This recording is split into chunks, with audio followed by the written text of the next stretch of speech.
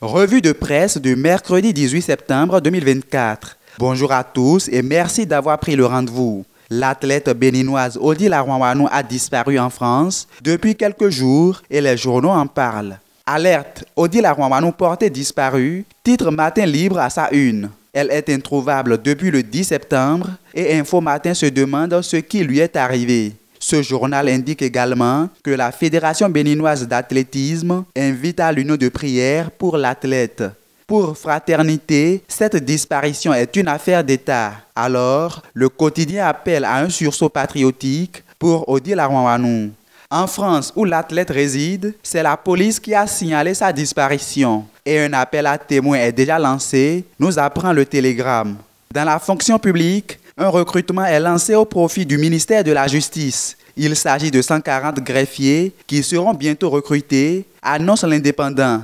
Mais Libération nuance et précise que c'est plutôt 100 greffiers et 46 analystes programmeurs, dont 7 en situation de handicap, qui seront recrutés. Le dépôt des dossiers démarre le vendredi 20 septembre et la composition aura lieu le 16 novembre.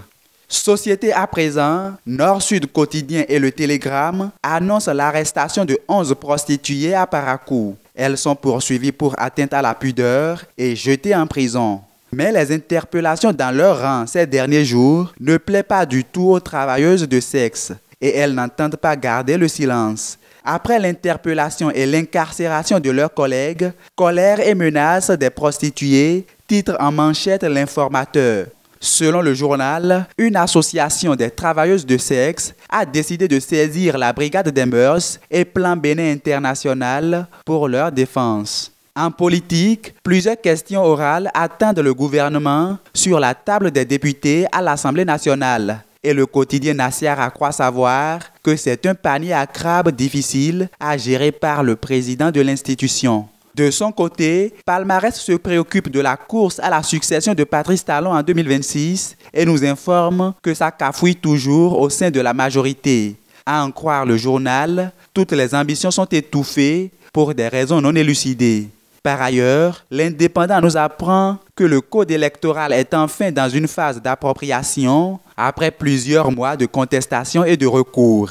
Plusieurs mois nous séparent encore de la présidentielle de 2026, mais Nassiara est pressé et a déjà consulté son calendrier.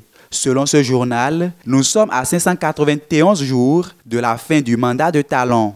Sécurité pour finir, le quotidien Les 4 Vérités nous apprend ce matin que 4 personnes sont arrêtées dans le cadre d'une opération de lutte contre le trafic de drogue. Il s'agit d'un militaire, un enseignant, un charlatan et un commerçant.